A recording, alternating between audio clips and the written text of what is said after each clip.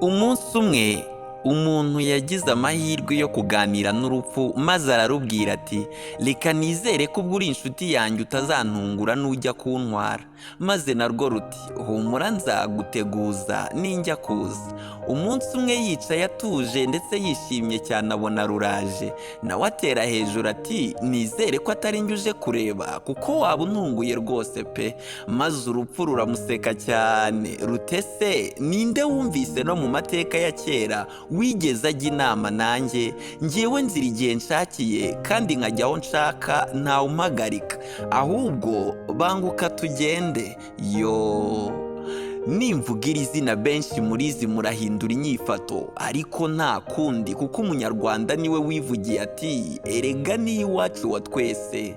Rebecca Cheptegei byari amarira atagira ingano ubwo bashyinguraga umuziranenge Rebecca Cheptegei, umukinnyi mu mikino ngororamubiri akaba n'umusirikare mu ngabo za Uganda, ubwo yashyingurwaga ku mugaragaro kuri uyu wa gatandatu tariki ya 14 Nzeri umwaka 2024. Uyu Rebecca Cheptegei aherutse kwitaba Imana ku wa 4 tariki ya 5 Nzeri umwaka wa 2024, nyuma y'uko ku munsi wo ku cyumweru tariki ya 1 Nzeri ubwo Cheptegei yari avuye kuvugana bwa nyuma n'Imana mu rusengero rwitwa God's Dual Ministry, wari umukunzi we Dickson Ndiema yaje kumusanga mu nzu maze amwica urw'agashinyaguro, amusukaho ijerekani yose ya petrole maze afata ikibiriti aracana amutwikira mu nzu nawe atisize. Nyuma y'urupfu rw'uyu muziranenge Rebecca Cheptegei, uyu mukoramabi nawe Dickson Ndiema yaje kumusanga imbere gato kuko nawe yaje kwitaba Imana nyuma y'uko yitabwagaho n'abaganga. Caroline Atieno ni umupasiteri wo mu rusengero Rebecca Cheptegei aheruka gusengeramo. Mu magambo yo kumusezeraho bwa nyuma yavuze ko Cheptegei yari umuntu mwiza utinya Imana, maze abivuga mu magambo yuje ikiniga agira ati Cheptegei twaravuganye kuri telefone ubwo yari ari mu bitaro, yabanje kumbaza ati ese abana banjye barihe, ese baba bameze neza? Nuko nanjye ndamubwira nti yego bameze neza.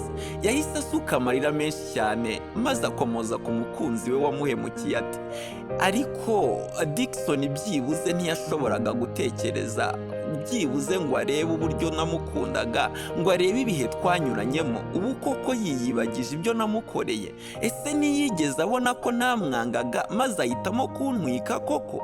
Ese pasite kubera iki yakoze ibi koko?